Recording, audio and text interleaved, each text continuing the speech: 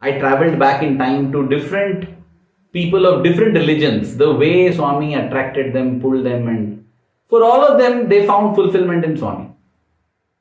When I think of Christianity, the person that comes to my mind is Mr. James Sinclair. Big industrialist, owning the Sinclair group of institutions, group of companies. He's the MD, CEO, president, founder for all of them. The business of business and the business of life are one and the same. He always sought to find Jesus. He always felt, how unfortunate that I am born 2000 years after Jesus walked on this earth. How in the world could I be so cheated that Christ lived 2,000 years ago? And here I am, feeling lost. God, I want to see you. I know you're there somewhere. And in 1964, he actually saw. Not just him, he and his wife Barbara also saw. It was when they were visiting a friend and they were staying at his cottage in the woodlands. One night, as they're preparing to go to bed, they see a gentleman dressed in white, full with hair tied into a knot, with the cloth, yes, the loving form that we know as Shirdi Baba, just appeared there and walked across the hallway into the wall and disappeared. And they were like, oh my God, what is this? The wife asked the husband, did you see that? He nodded, yes, I saw. What is this? That was the first indication.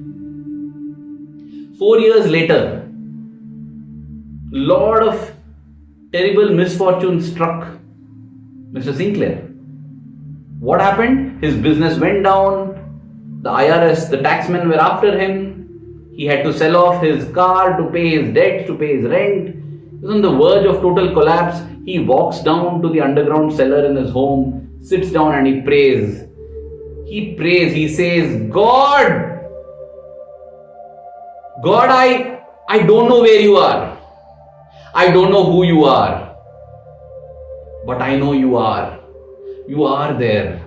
And wherever you are, till you come to me, I'm not going to get up and go from here. I need you. Please, I need you. Swami says, if you need me, you deserve me. All that you need to do is to need me. And here was Mr. James Sinclair crying out like that. And at that moment, he sees one little child walk in there. Who is this child? Looked like a girl dressed in absolute beautiful jewels, smiled and again vanished. He didn't know who this is, but he felt a lot at peace. And he began to meditate, he began to practice meditation after that.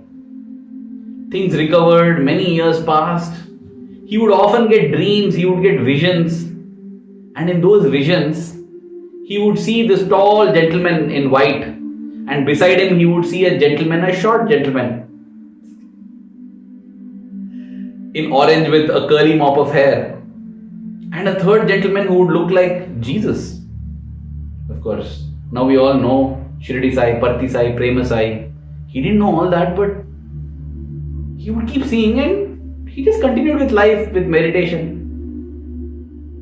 I think Swami felt that enough was enough hints I have given, now I'll go and shake him up. And so, in 1984, Swami actually appeared beside him. Swami appeared in his room. One night as he was returning back from the bathroom to the bedroom, he sees Swami there and he's just thrilled, amazed and shocked and surprised and everything, and he's like, oh God, my God. Mr. James Sinclair, this is God. You're saying, oh God, this is a God that has come. And so the next day he went to a bookstore and just tried his luck describing this person and asking, is there any book on this person? Can you believe this coincidence?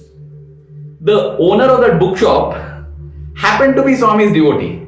And he said, wait, I'll give you a book. And he gave him The Holy Man and the Psychiatrist by Dr. Samuel Sandweiss. Another great, legendary devotee blessed with Bhagwan's love and grace from the United States.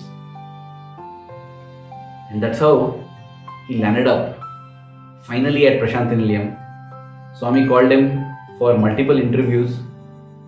In one of the interviews, this is in 1994, Swami told him, I came to you 30 years ago. Exactly 30 years back was when he had had that vision of Shirdi Baba first. And Swami said, I came to you after that again. But you did not recognize me. That's why I had to come and shake you up.